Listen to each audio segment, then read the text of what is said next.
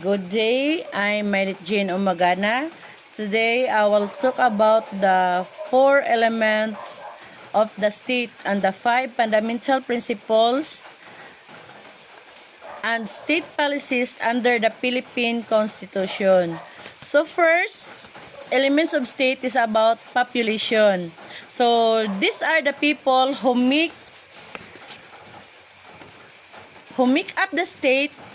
Citizens living together under one system despite of difference, culture, and beliefs. So, mo ni siya ang mga lungsuranon nga nag-uban sa usa ka sistema bisan pa og nagkalailahi ang ilahang mga pagtuo o kultura. So, ikaduha is ang territory. This is a defined area the state controls including waters, airspace, and natural resources.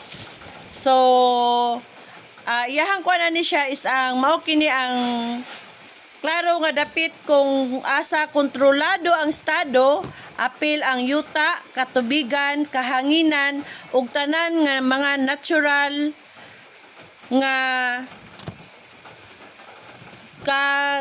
kangihuan ni ani kung kana atong gikuhaan nga mga natural resources. So the third is the government. So this is the institution that makes and enforces laws, ensures peace and order, and manages public affairs.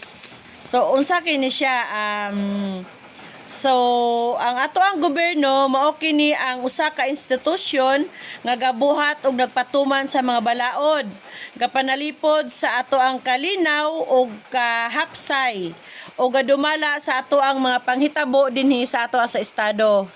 So, lastly, mao kini ang sovereignty. Sovereignty, this is the supreme power of the state to govern itself, interference from other countries.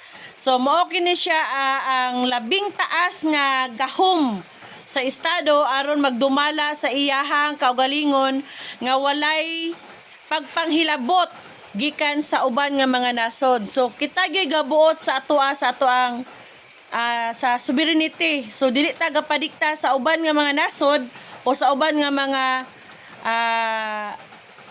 ginasod lagi gyud. So kita gyud ang magbuot sa ato ang kaugalingon nga sovereignty. So sa ato ang part 2 about fundamental principles and state policies. So ang una na kong gipili is about civilian supremacy